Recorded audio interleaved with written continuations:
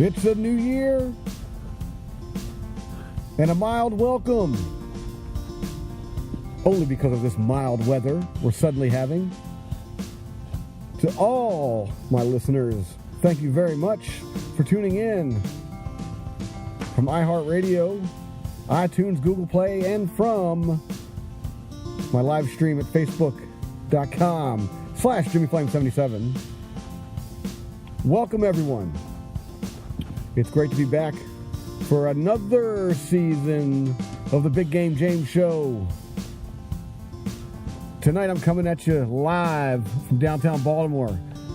I'm literally just sitting out in front of Camden Yards tonight. I felt, after all this cold weather we've been having,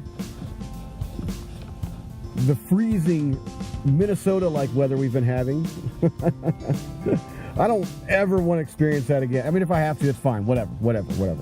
But, no, I'm going to take a pass on that. But tonight is the first decent weather we've had, at least in terms of what the human body can take, as far as I'm concerned. This is the first mild evening we've had in a long time, and I've decided to just come outside and come on down to Camden Yards because we're talking Orioles baseball tonight. After this, welcome again to the Big Game James Show. Let's do this thing. Orioles baseball tonight on the program.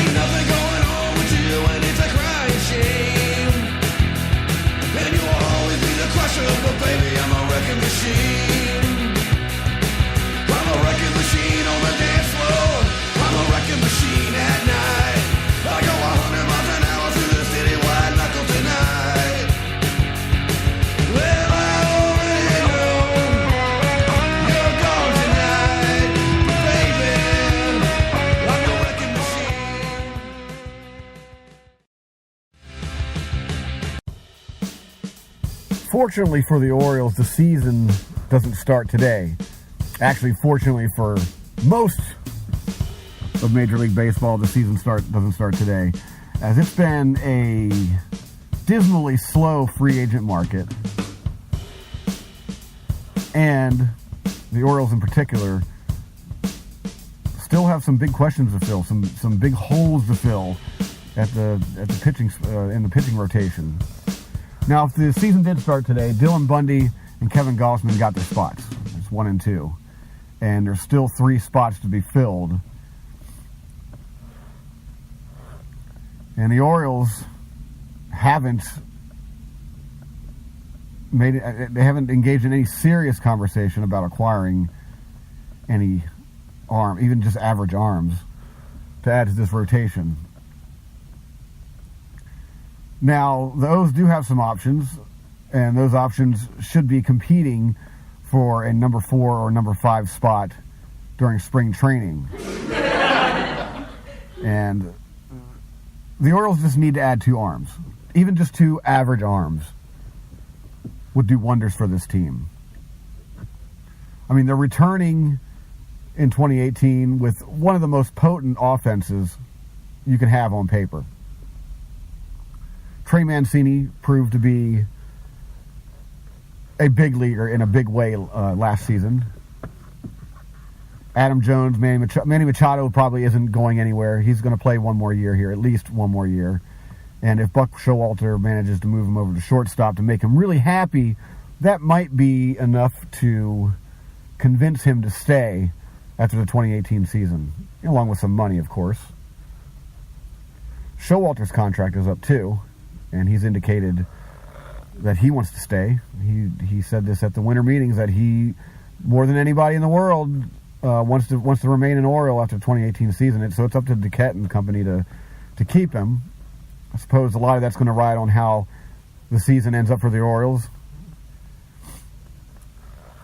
Adam Jones, I already mentioned him, didn't I? Adam Jones is definitely coming back. Duh. Wellington Castillo's gone. He tested the free agent market and did well for himself, which gives Chance Sisco an opportunity to earn a spot in the daily lineup. He's probably more than likely, though, going to trade duties and share duties, catching duties with Caleb Joseph, who did well last year as well. And on and on. Chris Davis didn't even have an off season. He's not having an off season, as he's taken the Giancarlo Stanton approach and improving his swing in the off season, practicing nearly every day. Hopefully bouncing back from a questionable 2017 campaign in which he struggled a lot. There were moments of his old swing coming back, but the guy just couldn't turn on anything with movement.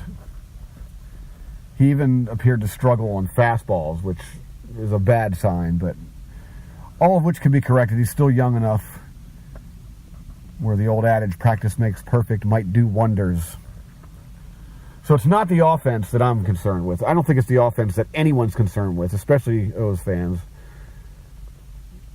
It's the pitching. Elephant in the room, right? It's the pitching. And the O's have a lot of work to do if they're going to seriously contend this year.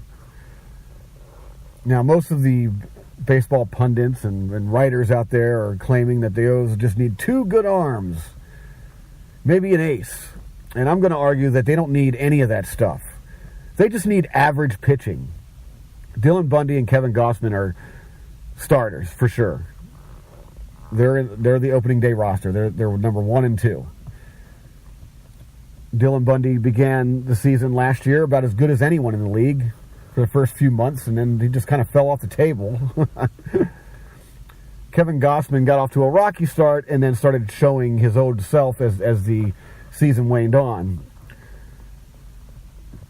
So I'm not worried about those guys. What I'm worried about is Duquette and company going to make a wise decision on this? We don't need all-star pitching. We've already got 2 solid pitchers that if they just have an improved campaign in 2018, the Orioles are going to do well, at least when they're pitching. We simply need average arms.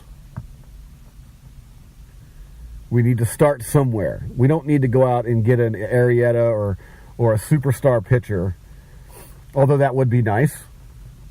Someone who's lights out almost every time would be nice to have. But even just average pitching, if we're talking about the long term, we're talking about trying to get a playoff spot, we just simply need some average pitching. We need 3 average pitchers. I mean, look at the Yankees of the 90s. Not what they became, but what they started as. They had such a potent offense, and then they began to build the pitching around it, and they went from having a potent offense to average pitching to seriously contending to becoming the best team in baseball, arguably the best team in the 90s, hands down, because they began with average pitching and then slightly improved it each year. And with the Yankees, of course, showing signs of improving and proving that they wanted to win, it attracted other players as well. I mean, the big money that they have and had is always a factor. But that goes without saying.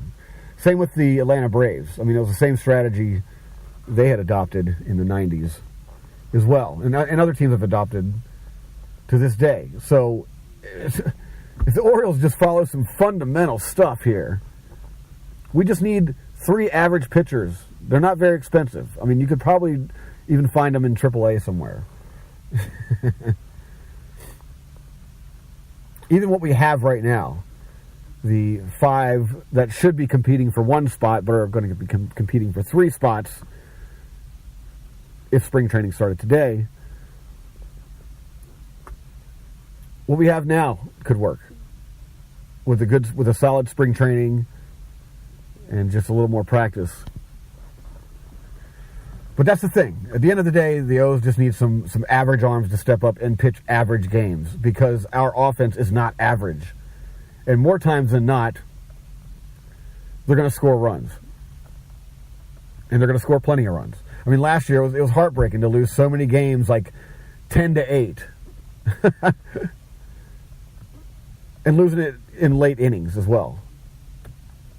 I remember having an epiphany towards the beginning of the season, that first series. I think it was the first series we had with the Red Sox, where we just one of the games we hit like 6 homers in the game, and 3 of them came in a row. I just thought, we can't live and die on the long ball every time, every game. We can't do it because hitters are going to go into slumps. Not everyone's going to be on the same page for every single game. We need to incorporate a little bit of small ball, get some average pitching, and not worry so much about the offense. The offense is going to score a ton of runs. We're going to be fine. Even with the new bat of Francisco and him playing catcher, sharing catcher duties with Caleb Joseph. Caleb Joseph is solid. I always feel good when he comes to the plate.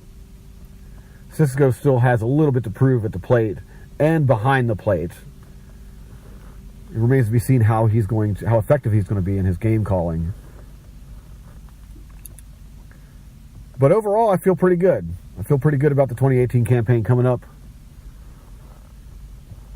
It doesn't bother me that the Yankees are adding just giant bats to their lineup. It doesn't bother me that we got to face them so many times this year. I mean, they were beatable last year. But again, our pitching was below average.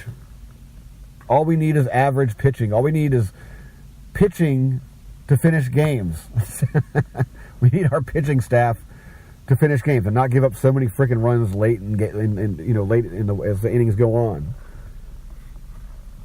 Our offense is good enough to carry this team, but we just simply need average pitching. That's all. That's all I'm asking for. I think that's all every O's fan's really asking for. I think that's all the competition committees are asking for whatever that's worth. But I want to hear what you guys think about this. You can find me over on Anchor, anchor.fm/JimmyFlame77. There you can leave me a message. It's a direct line to the studio. You'll have 1 minute to leave me a message or 1 minute to give me a shout out. Tell me what you think about this. How do you feel about the upcoming O's season? You can also find me on Facebook at JimmyFlame77, Twitter at JimmyFlame77. Shoot me a message over there too. Give me a follow while you're at it as well. But the Big Game James Show is back. We're back on iHeartRadio. Actually, we were never off iHeartRadio. I just had no idea that I was still on there. Making this recent discovery the last few days. I was like, what? We're still on there. So I gotta do new shows. I gotta get out here and talk some more baseball.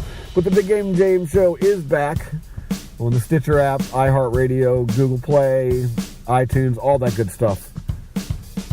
And I'm really hoping for a nice productive season from the Orioles. When the Orioles do good, this show does good.